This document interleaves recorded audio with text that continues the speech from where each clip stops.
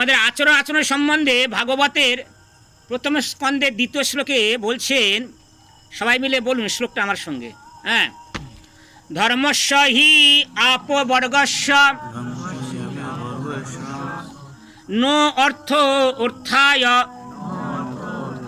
উপকল্পতে no অর্থস্য ধর্ম এক অন্তস্য কাম লাভয় হি স্মৃত। সুত গোস্বামী শৌনকাদি ঋষিদের বলছেন, শৌনকাদি ঋষিগণ প্রশ্ন করেছেন সুত গোস্বামীকে, এই যেমন আপনারা সব বসে আছেন, এই রকম নৈমিষ আরণ্যে ভাগবতীয় অনুষ্ঠানের আয়োজন করা হয়েছে। কতদিন? 1000 বছর। 1000 বছর, একদিন নয়, 2 দিন নয়। হ্যাঁ, তাহলে সেই নৈমিষ আরণ্যে সুত গোস্বামী এরকম আসনে বসেছেন, ব্যাস আসনে। আর শৌনকাদি ঋষিগণ মানে সমস্ত ঋষিগণের মধ্যে প্রবীণ ছিলেন শৌনক ঋষি। তাই তিনি সমস্ত ভক্তের হয়ে প্রশ্ন করছেন সুত গোস্বামীর কাছে যে সমস্ত ধর্মের মধ্যে শ্রেষ্ঠ ধর্ম কোনটা। তখন সুত গোস্বামী বলছেন, সমস্ত ধর্মের চরম উদ্দেশ্য হচ্ছে মুক্তি লাভ করা। মুক্তি লাভ করা সেটাই সমস্ত ধর্মের চরম উদ্দেশ্য। তা কখনো জড় বিষয় লাভের আশায় অনুষ্ঠান করা উচিত নয়। অনুষ্ঠান করবেন কি জড় মানে লাভ যশ প্রতিষ্ঠার জন্য?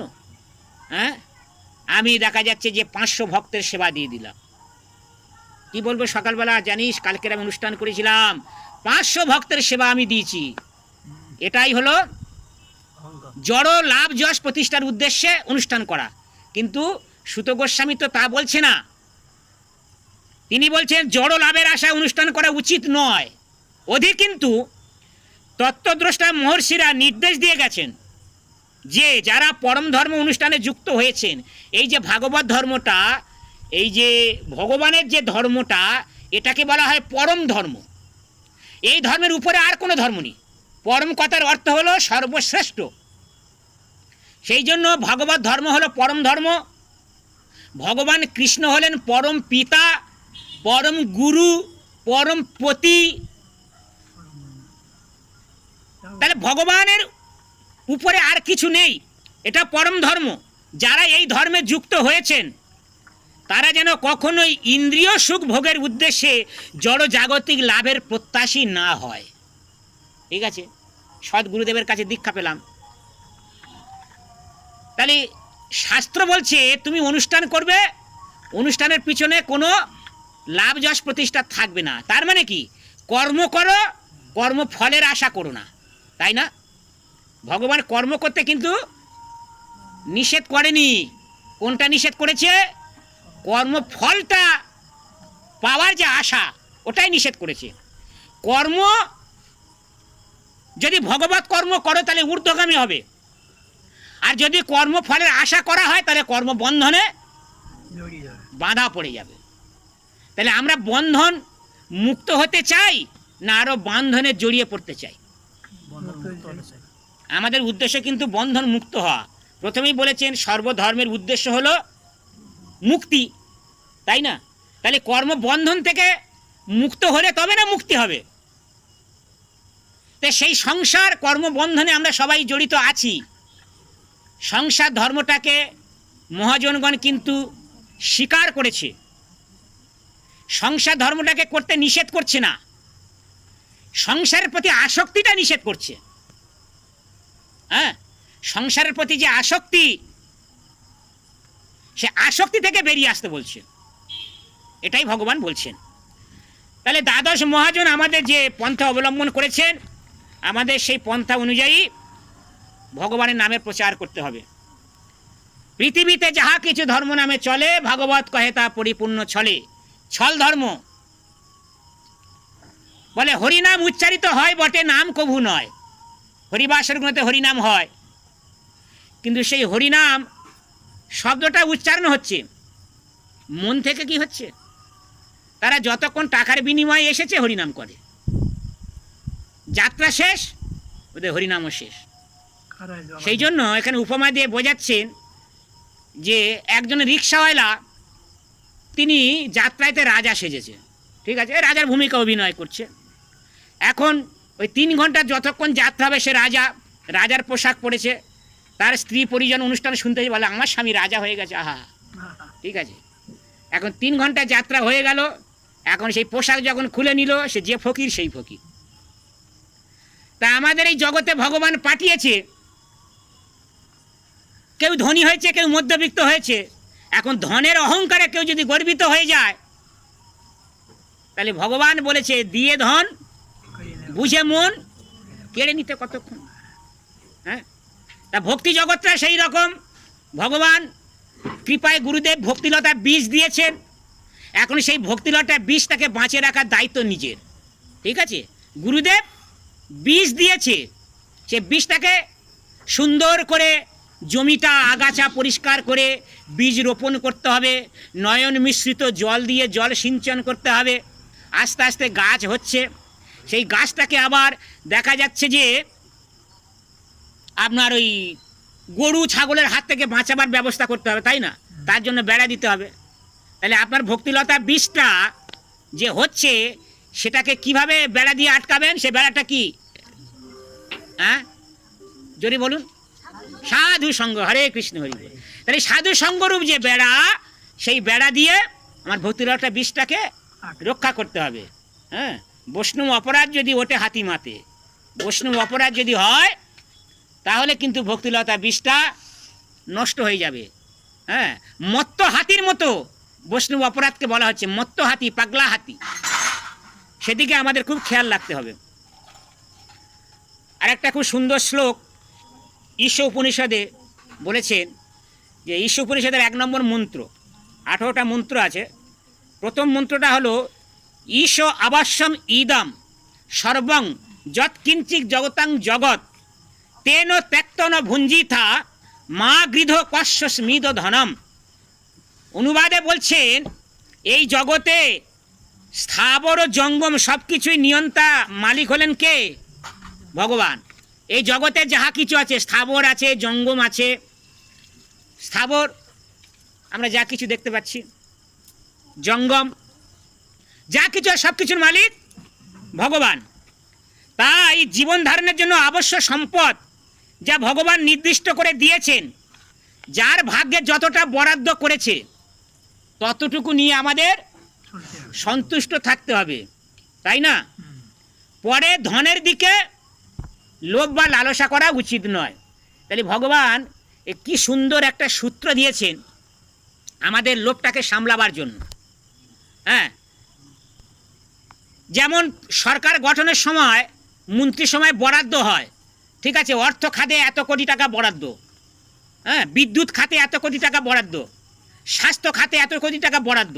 তাহলে যে খাতে যতটা বরাদ্দ হয়েছে, সে কিন্তু তার বেশি খরচা করতে পারবে না, পারবে কি? ঠিক তদ্রূপ ভগবান আমাদের যা যা দিয়েছে, যার সংসারে যা আছে, সেইটা ভাববেন ভগবান এটাই বরাদ্দ করে দিয়েছে, ওইটা নিয়ে কিন্তু আমাদের সন্তুষ্ট থাকতে হবে। সেটাই এখানে বলছেন। দুঃখ যদি আসে, ভগবানের কাছে কেঁদে কেঁদে কি বলবো? দুঃখ সহ্য করার শক্তি দাও। দুঃখ দিয়েছে কি আছে, সহ্য করার শক্তি দিলেই সেটা ভগবানের আশীর্বাদ বলে আমরা সবাই গ্রহণ করে নেব। আনন্দ যদি আসে, সেটাও ভগবানের আশীর্বাদ। তাহলে আমার যা দিয়েছে ভগবান, সেটা ভগবান বরাদ্দ করে দিয়েছে, তার বেশি আমার আশা করা যেমন উচিত নয়, তেমনি যা দিয়েছে তার থেকে কিন্তু কমেও যাবে না, সেটাই কিন্তু আমার থাকবে। এটাই এই মানে শ্লোকের মূল কথা।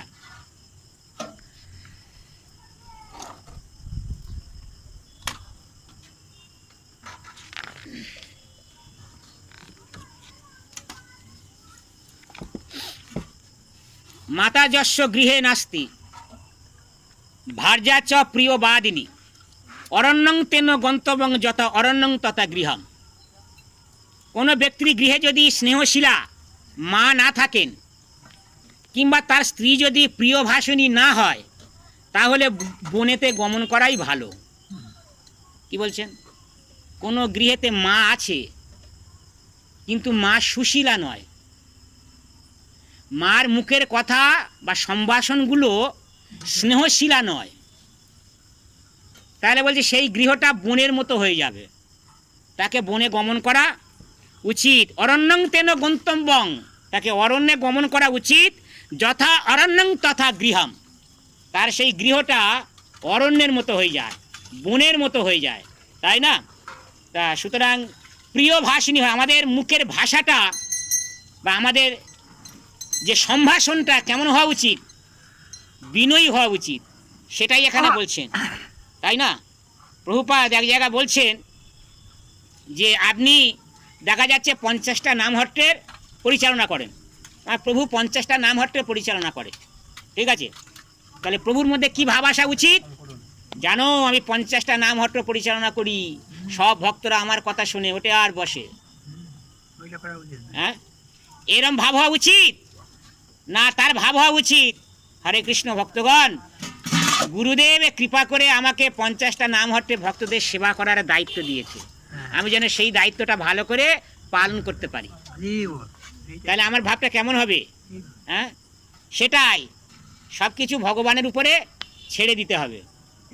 তাহলে প্রিয় ভাষ্য মানে মুখের যে সম্ভাষণটা সেটা যেন মধুর হয়। বাড়ির গৃহিণী মায়ের মুখের ভাষা যদি মধুর হয় না, ও দেখা যাচ্ছে দুষ্টু মানুষ থাকলেও সে শান্ত হয়ে যাবে, তাই না? তার মুখের ভাষাতে সে শান্ত হয়ে যাবে। আবার মুখের ভাষা যদি কর্কশ হয়, দেখা যাচ্ছে ভালো শান্ত মানুষও কিন্তু দুষ্টু হয়ে যাবে, তাই না?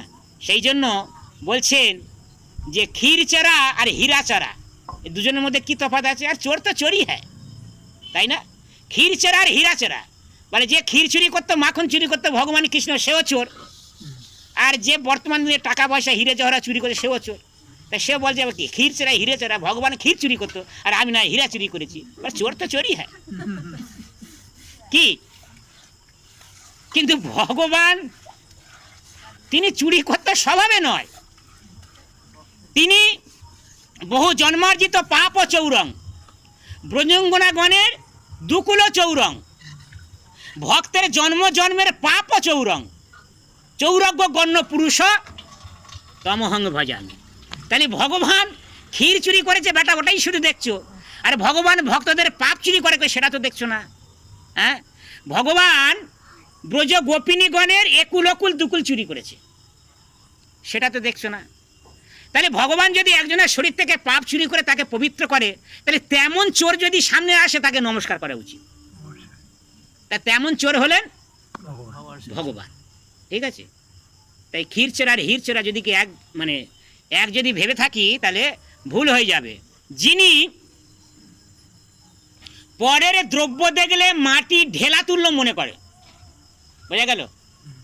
পরের দ্রব্য দেখলে মাটি ঢেলা তুল্য মনে করে, পরস্ত্রী দ্বারে ন মাত, পর স্ত্রীকে মায়ের সমান চোখে জ্ঞান করে, তিনি হলেন প্রকৃত স্থিতপ্রজ্ঞ ব্যক্তি। কি বললাম? যিনি পরে সম্পদ এলে মাটি ঢেলা তুল্য মনে করে। আপনি বাড়ি যাচ্ছেন, দেখা যাচ্ছে যে সামনে রাস্তার উপরে টাকার বান্ডিল পড়ে আছে, কি লোক সামলাতে পারবে? বলে নি তো পকেটে করে, কেউ দেখতে পাচ্ছে নাকি? হ্যাঁ, অন্ধকারে তো পড়ে আছে, কেউ দেখতে পাবে না, যা দেখার সে ঠিক দেখতে পাবে, ঠিক আছে?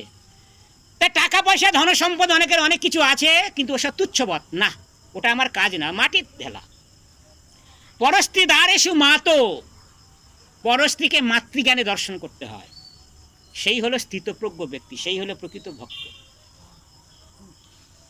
তা সুতরাং আমাদের ভগবত ভক্তি সেইভাবে উপলব্ধি করতে হবে। পুত্রার্থে ক্রিয়াত ভার্যা পুত্রপিণ্ড প্রয়োজনম।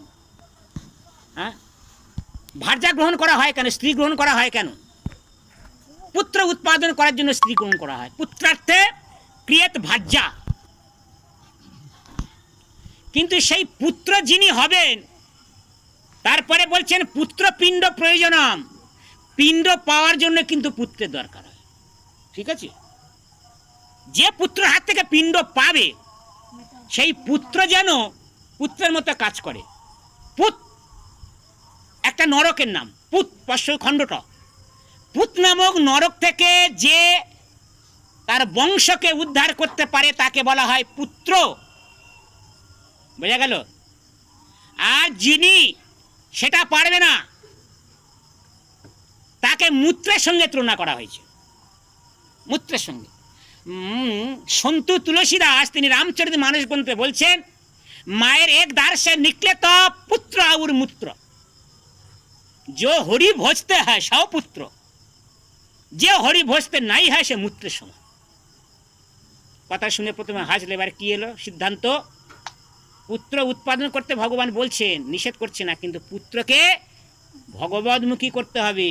সেই পুত্রের হাতে যেন পিণ্ড পাই। পিণ্ড পাওয়া তো অনেক পরের কথা, মরে গেলে পিণ্ড দেবে, বেঁচে থাকতে পুত্রের হাতে লাঠি খাওয়ার জন্য প্রস্তুত হয়ে থাকতে হবে। তাহলে অমন পুত্র না আশা করাই ভালো। সুতরাং সিদ্ধান্ত হলো নিজে ভগবদমুখী হয়ে সংসারটাকে ভগবদমুখী করা। আমি নিজে যদি আচরণ করি তাহলে আমার বাড়ির লোক সবাই আচরণ করবে। মহাপ্রভু সেই শিক্ষা দিয়েছেন না, আপনি আচরিয়া অন্যেরে শেখায়, আপনি না আচরিলে শিখানো না যায়, তাই না প্রভু? হ্যাঁ, আগে আমি আচরণ করব, তবে বাড়ির লোক আচরণ করবে। তা সুতরাং যে পিণ্ডদানের যোগ্যতা সম্পন্ন তেমন পুত্র উৎপাদন করা উচিত। মূর্খ যত্র না পূজ্যন্তে ধান্যং যত্র সুসঞ্চিতম দম্পত্য কলহ নাস্তি তত্র শ্রী স্বয়মাগত। যেখানে মূর্খগণ পূজিত হয় না, ধান্যাদি শস্য যেখানে সঞ্চিত থাকে, যেখানে দাম্পত্য কলহ নেই, সেখানে লক্ষ্মী দেবী স্বয়ং সমাগত হন। লক্ষ্মী দেবী কোথায় থাকেন?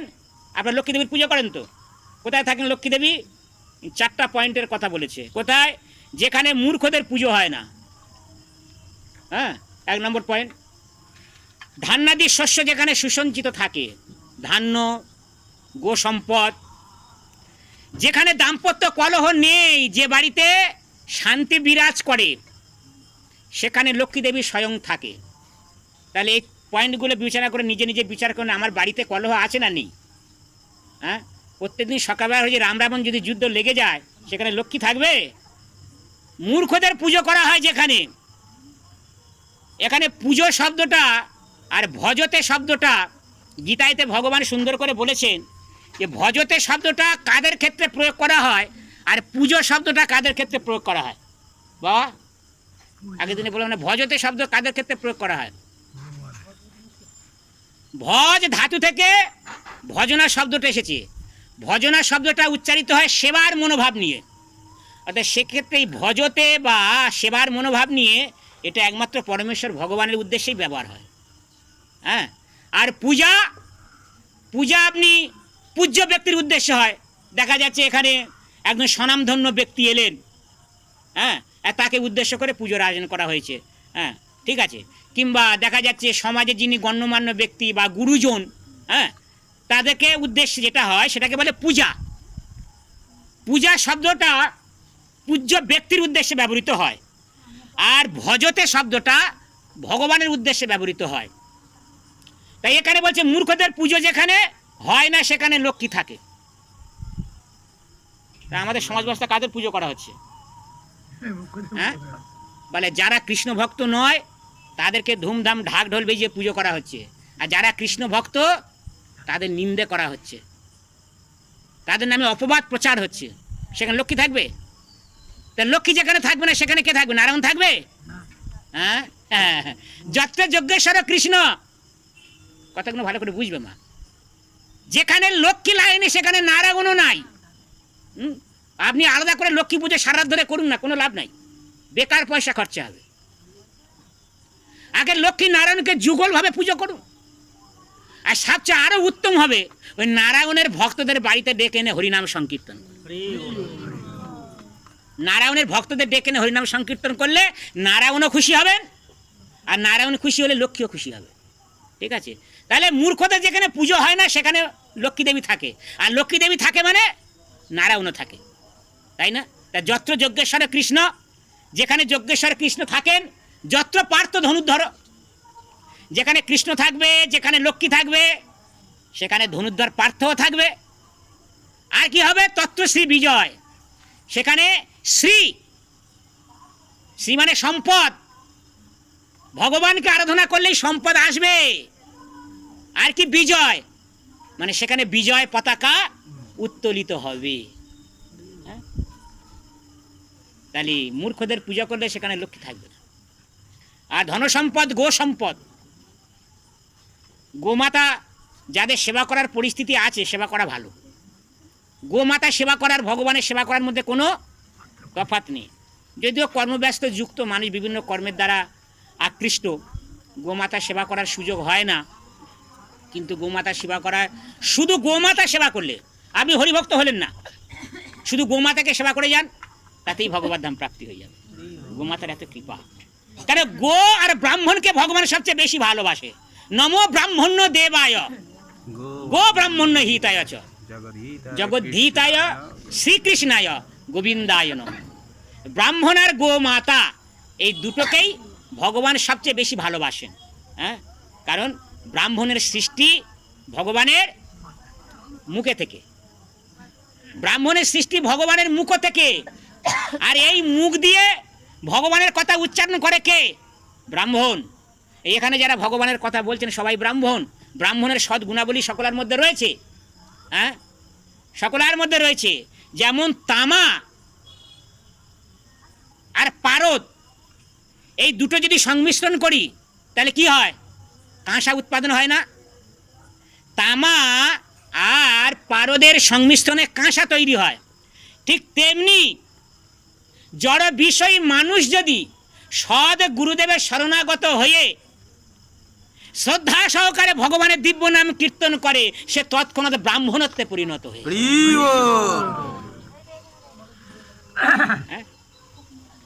ব্রাহ্মণের কিছু গুণ তাদের মধ্যে চলে আসে। যারা হরিভজন করছেন, চারটে নিয়ম পালন করে ভগবানকে আরাধনা করছেন, এটা কম তপস্যার ফল নয়।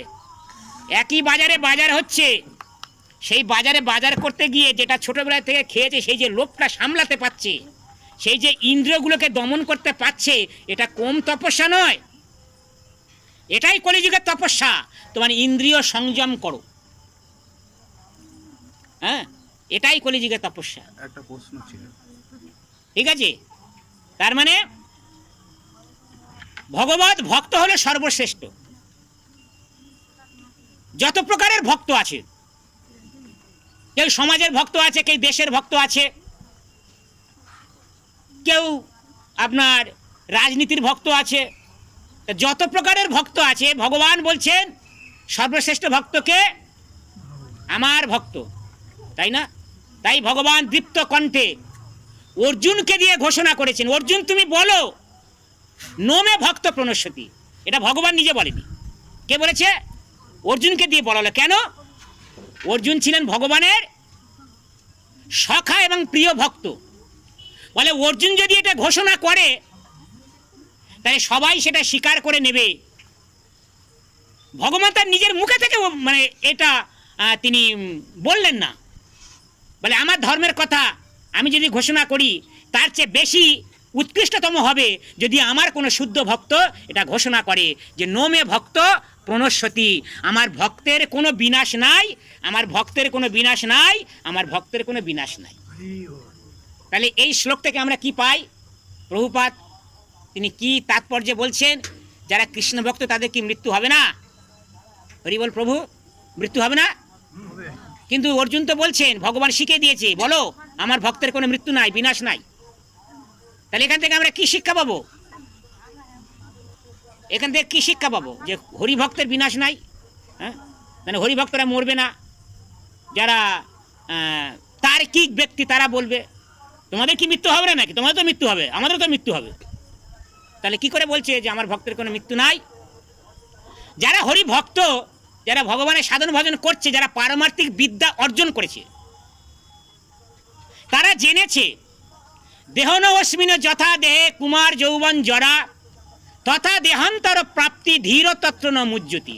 তারা জেনেছে যে দেহের পরিবর্তন হয়, দেহের মৃত্যু হয়, দেহের বিনাশ হয়, কিন্তু যে দেহি আত্মা, আত্মার কোনো পরিবর্তন হয় না, আত্মার কোনো মৃত্যু হয় না, আত্মার কোনো বিনাশ হয় না। তাহলে যারা ভক্ত তারা কোন স্তরে আছে? দেহগত স্তরে আছে না আত্মার স্তরে আছে? আপনারাই বলুন। আত্মা স্তরে আছে। যারা ভক্ত তারা আত্মাগত স্তরে আছে। তাই সে আত্মাগত স্তরে থেকে অর্জুনকে দিয়ে ভগবান ঘোষণা করিয়েছে যে যিনি আত্মাগত স্তরে আছে তিনি এই বিদ্যা অর্জন করেছে যে জড় দেহের মৃত্যু হলেও এই সূক্ষ্ম দেহ আত্মার কোনো মৃত্যু নাই। এই যে সাংখ্য, গীতার দ্বিতীয় অধ্যায়টার নাম হলো সাংখ্যযোগ। এই সাংখ্য একটা দর্শনের নাম, ফিলোসফি। এই সাংখ্য দর্শনের প্রবক্তা হলো ভগবান কপিল দেব, যিনি দেবহূতির গর্ভে জন্মগ্রহণ করেছেন। তা এই যে দর্শন, এই শ্লোকগুলো সব আত্মতত্ত্ব জ্ঞানের শ্লোক। তারপরে ভগবান বলছেন নো জায়তে নো ম্রিয়তে বা কদাচিন, ন ভূত্তা ভবিতা বা ন ভূয়, অজ নিত্য শাশ্বত অয়ম পুরানো, ন হন্যতে হন্য মানে কোথায়? শরীরে। বলে আত্মার নো জায়তে মানে আত্মার জন্ম হয় না, জায়ত মানে জন্ম হয় না। নো ম্রিয়তে মানে আত্মার মরণ হয় না। নো ভূত্তা মানে উৎপত্তি হয় না। ভবিতা নো ভূয় মানে আত্মার ঘন ঘন উৎপত্তি হয় না, স্থায়িত্ব হয় না, বিনাশ হয় না। অজ নিত্য শাশ্বত, অপরিকিঞ্চ অজ কথার মানে কি? যে জন্মরহিত, যার জন্ম মৃত্যু ক্ষয় বলে কিছু নাই। নিত্য, নিত্য মানে চিরন্তন আবহমান কাল ধরে যেটা প্রবাহিত হয়ে আসছে। এমন একটা নিত্য বস্তুর উদাহরণ দিন।